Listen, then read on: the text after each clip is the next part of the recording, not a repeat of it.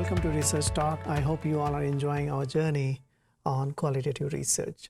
In today's video, I'm going to talk about analytic memo, which is primarily started in by grounded theorists. They use this method of reflection, self-reflection of the researcher, but now it has been widely accepted and used by qualitative researchers across different methods and research designs. So what is an analytic memo? An analytic memo is a researcher's reflection on the data they are collecting, on the coding they are doing, whether first cycle of coding or second cycle of coding or final cycle of coding, and also about the patterns, the insights that the researcher is developing as they are engaging in data collection, data analysis, and writing. So throughout the process of data collection, data analysis, and whether it's initial, middle, or final stages of data analysis, what a researcher does is they have a document, they document their reflections, their insights. Let me write it here. Reflections, insights that they are developing about the data that they are analyzing. So basically, analytic memo is a researcher's diary where they are noting down their observations, their insights about the data, the codes, the findings which is emerging from the data.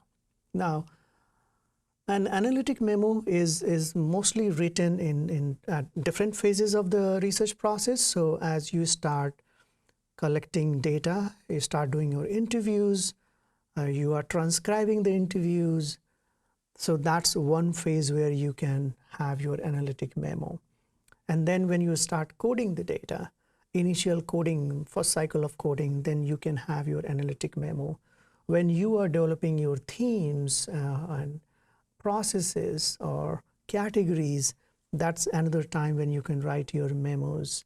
And finally, when you are writing and sort of writing your final thoughts, the processes that you have identified, that might be another time. So starting from the data analysis and up to the final phase of data, starting from the data collection and up to the final phase of data analysis, this is a time frame when a researcher write their analytic memo.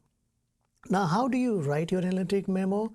Let me share and show you with an example on my computer where I can start. I want to show you with a real study example and show you how we write and organize our analytic memo, both at initial phase of the data analysis, mid-level phase of the data analysis, and final phase of the data analysis, and how those analytic memos looks like. So let me show it on my computer. All right, so on my screen, you could see this study. This is an analytic memo written by a researcher. And you could see initial reflections on the experiences of Black women faculty in higher education. So this analytic memo is this is written during the initial phase of data collection and data analysis. So if you remember, a researcher, they write their analytic memo at different stages of the research process. So this example that I'm demonstrating here is written by the researcher at the initial phase of the research. You could see on the top the research topic, which is experiences of Black women faculty in higher education. So this study focuses on what are the experiences of Black women when they join as a faculty member in higher education institutions. So first thing first, you could see the organization of so you write the topic on the top, And obviously, you mentioned this is an analytic memo and initial reflections. So that also shows the when at what stage of research process this analytic memo was written. And obviously, you want to put the date when it was written and you who wrote it. So generally, it's important because when there are many researchers on a research project, it's important to differentiate who wrote the analytic memo. But if you are the only one doing a study on a project, so you don't have to write because you are the only one who will be writing it. So that's important when you are having a large number of people working on a research project. So researcher who wrote it, and then you write a brief introduction about. Introduction is like what this memo is going to talk about. So as you could see here, this researcher has written, as we embark on this qualitative study exploring the experiences of Black women faculty in higher education, my initial engagement with participants through interviews and preliminary data analysis has prompted several reflections. These insights not only illuminate the complexity of the experiences shared, but also guide our ongoing data collection and analysis strategies. This memo aims to document these early observations and the emerging themes related to racism and sexism within academic setting. So these are two important concept that this researcher is exploring experiences related to racism and sexism within academic setting with reference to Black women faculty in higher education. So that's briefly about the introduction. So in introduction, you write about what this memo is going to talk about. So obviously the reflections and at what phase. So this person says that initial engagement with the participant through interviews and preliminary data analysis. As you know that in qualitative research, data collection and data analysis, they go together. So you can interview a couple of participants and then you do your initial analysis and then you further conduct interviews and you do your further analysis. So that's what it means that this person is saying that this initial engagement with participant through interviews and preliminary data analysis, that's what has prompted several reflections. So that's briefly about the interviews, not interview, the introduction section that you will write.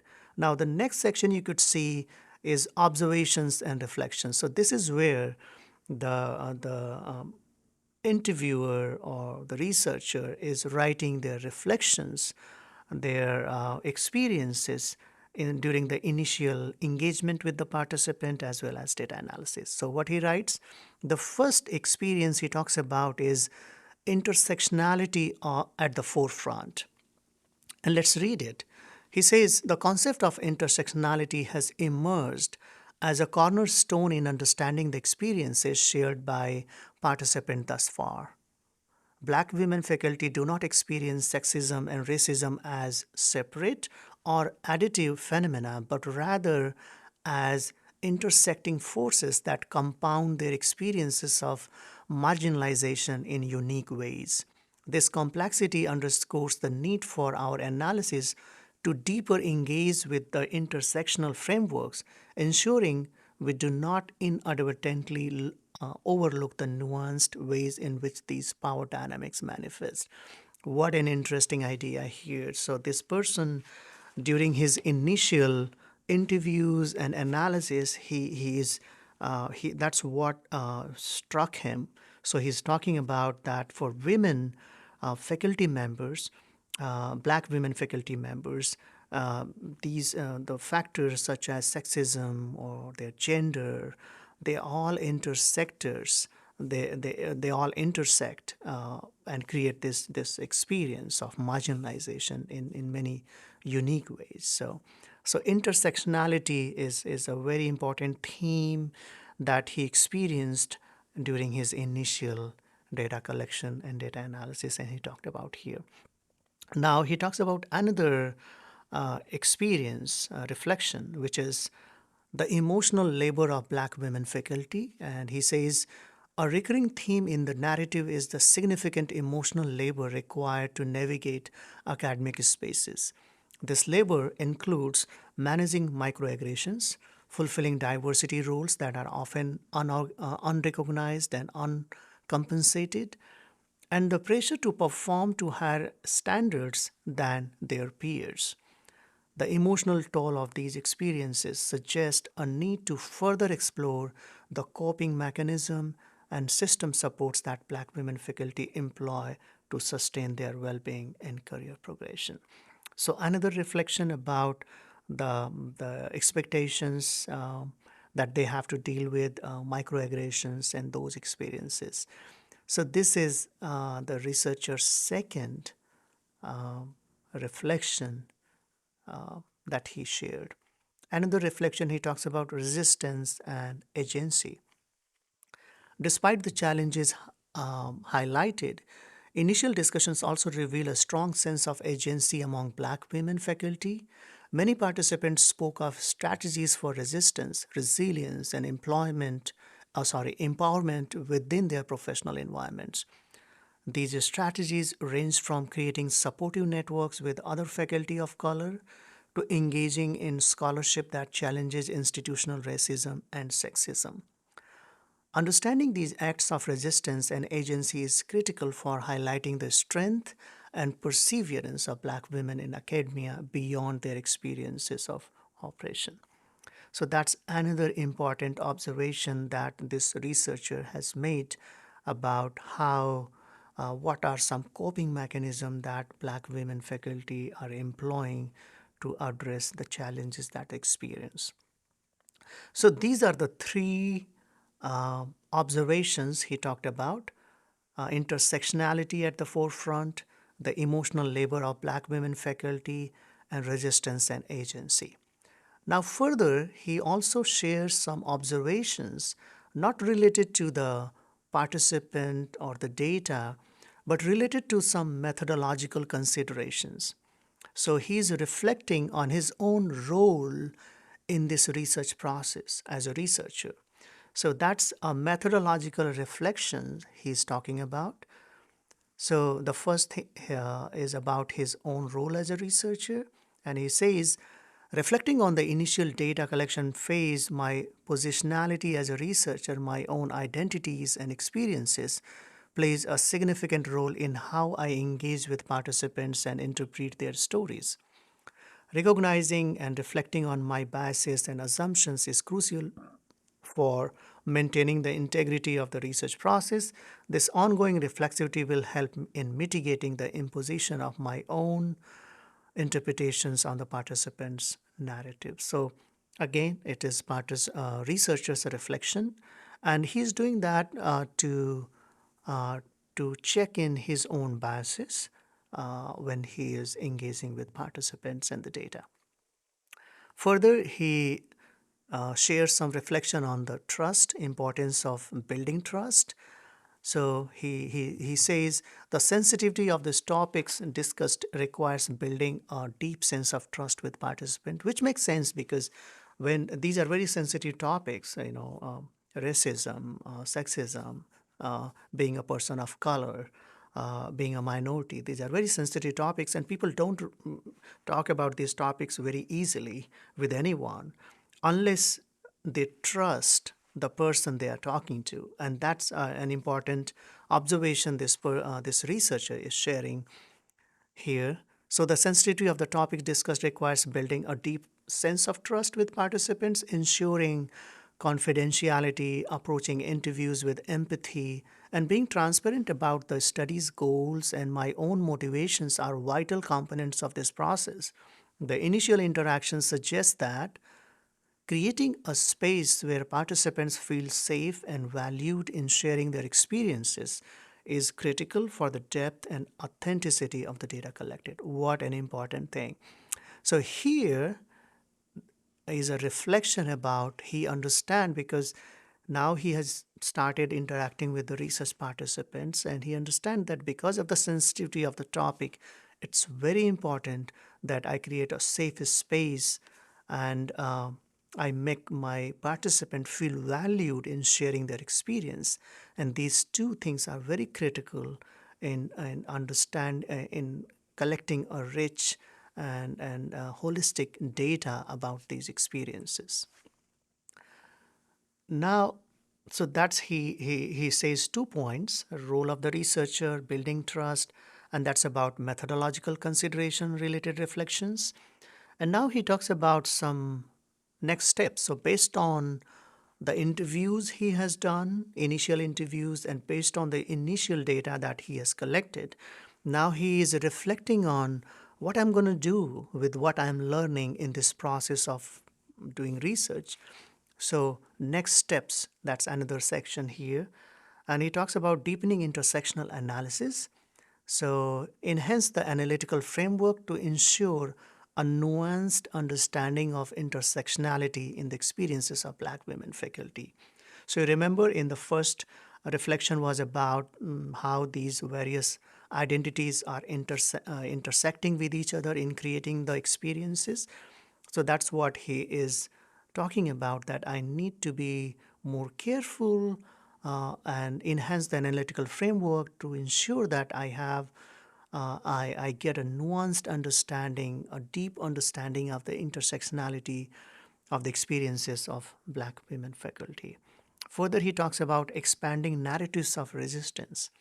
So he says, focus future interviews on uncovering more about the strategies of resistance and empowerment employed by Black women faculty, understanding these as key elements of their experiences in higher education. So, narrative of resistance. So, all these initial interviews where the women are talking about what coping mechanism they are using.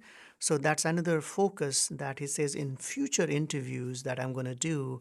I'm going to focus and understand more about what various ways and coping mechanism these women are using to deal with these challenges.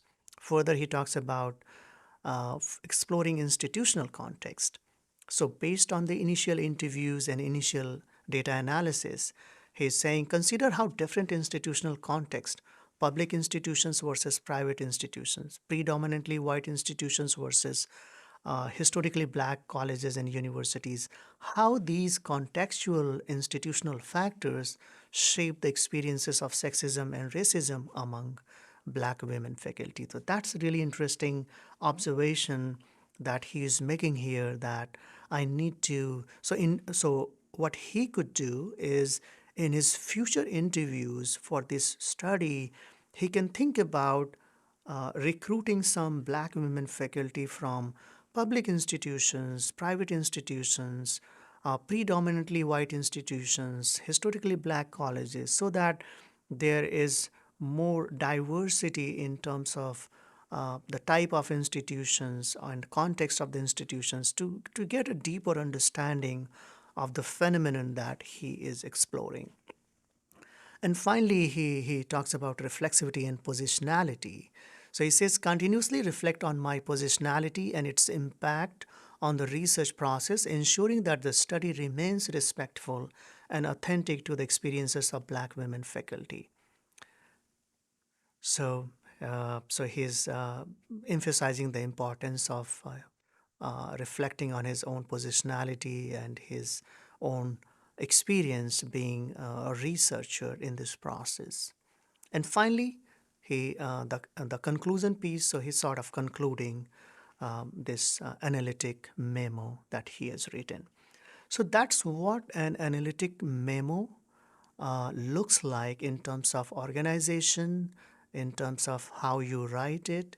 So, so that's. I hope this demonstration helped you understand how to write your own analytic memo. And this example is an example of an analytic memo done in the initial phase of the data collection and data analysis. Similarly, you can do it during the, let's say, mid phase of your research study. You can do it again towards the end of the your study. You can write your analytic memo. And remember, there is not a sort of specific numbers of analytic memo that a researcher should do. The idea is the continuous reflection that is which is very, very important. So in terms of number of memos that one can write, it depends, but I always recommend at least one analytic memo at the beginning phase of your research process, your data collection, data analysis, one in the mid phase, and one towards the end phase. However, depending on your project goals, if it is a big research study, obviously you need to do continuous reflection and you can do more and more analytic memo. And analytic memo are very, very important that every researcher, qualitative researcher should write, must write, because that really facilitate a trustworthy study, that really facilitate a deeper exploration of the research topic, a research phenomenon that you are investigating. So I hope this demonstration helped you understand how to write, how to organize your study, not study, your analytic memo. And I hope it helped you to get a better sense of doing it. And I look forward to hearing your comments about, what are you doing when you are doing your research study, what is your experience writing your analytic memo. Till then, have a good rest of the day, and I will see you soon in another video. Thank you.